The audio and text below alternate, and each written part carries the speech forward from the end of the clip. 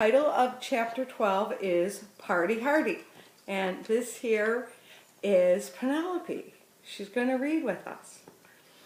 That week there was plenty of chatter about Richie's upcoming birthday.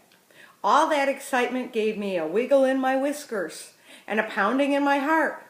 What was this big surprise Richie talked about all the time? On Friday, Miss Bisbane announced that Richie would be taking me home for the weekend. Yay! Humphrey's coming to the party too, AJ yelled. I had never been to a party outside of room 26 before.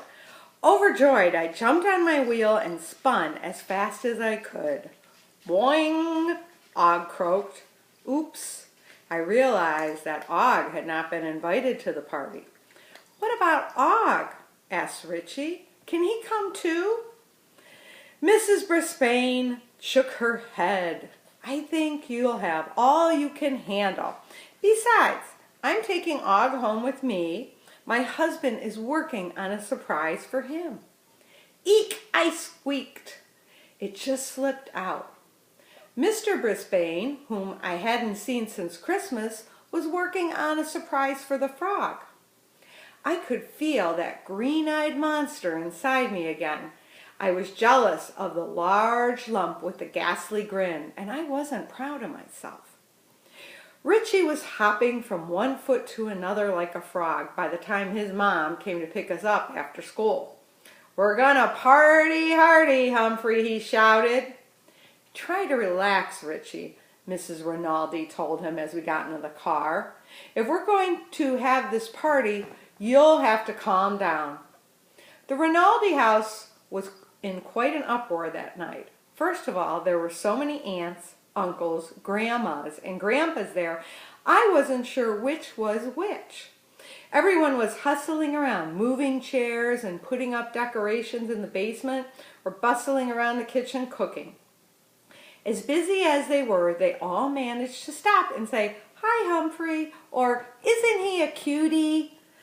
Uncle Aldo and his wife Maria stopped by to help. When Aldo announced that he was starting college again, his relatives slapped him on the back and said, "Way to go." They were as happy about it as I was. On Saturday morning, there was even more commotion as Richie's family hurried up and down the stairs preparing for the party. Aldo and Maria came back to help. Early in the afternoon, Aldo put on a top hat and picked up my cage. Okay, Hump, time for us to party on. He carried my cage downstairs to the basement. What a sight I saw! The ceiling was covered with balloons of every color. Along the walls were brightly colored booths made out of big cardboard boxes. A circle of chairs surrounded a large platform. Happy circus music was playing, and I could smell popcorn and lemonade. Aldo set my cage on a big table and said, "Welcome to Richie Rinaldo's Crazy Carnival. Step right up, one and all." Soon, my friends from room 26 made their way downstairs. Gail and Heidi, not together of course, Kirk, Garth, Mandy, Saya, AJ, and Art, Seth, and Tabitha. As soon as Saya saw Tabitha arrive, she hurried over to greet her. "Oh, I'm glad you came," she said. Then, down the stairs came Marty. Marty? I blinked hard and looked again. Sure enough, Martin Bean, the guy who's really mean, was right there in Richie's basement. "My mom made me invite him," I heard Richie tell Garth. "He's in my Sunday school class." There was school on Sunday too? Gee, you learn something new every day. The kids put brightly wrapped presents on the table, and most of them said hello to me. Then Aldo said, "Step right up and play the most amazing games on earth." Each of the booths along the wall featured a different activity. Richie's dad had a booth where kids tossed rings at empty soda bottles. If 3 rings landed over the bottles, you got a pink ticket. Cousin Mark's booth featured a game where you threw a small basketball through a hoop. You got a pink ticket for each basket made. In Grandpa Rinaldi's booth, you had to knock over little bowling pins down with a ball. If you knocked them all down, you got a pink ticket. Closest to me was Maria's booth. She had a flowered scarf on her head and a big glass ball in front of her. "Come, hear Madame Maria tell your fortune," she called to the crowd. Madame Maria told Mandy that in the future she would eat much popcorn. I think she already had. And then Maria told Kirk that in the future he would have a lot of fun. Kirk always does. There was so much noise in Richie's basement, I was tempted to go into my sleeping house for some peace and quiet. But I didn't want to miss any of the fun. Then, I noticed someone not having fun. Heidi Hopper was on her way to the basketball booth when Big Mean Bean stood in front of her, blocking her way.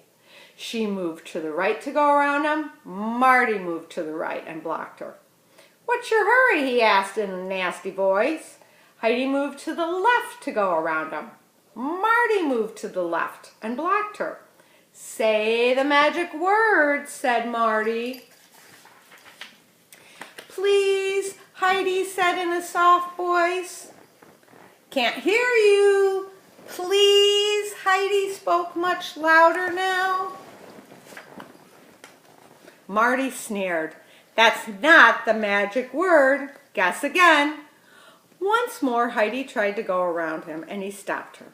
She was almost in tears. This was unspeakable behavior.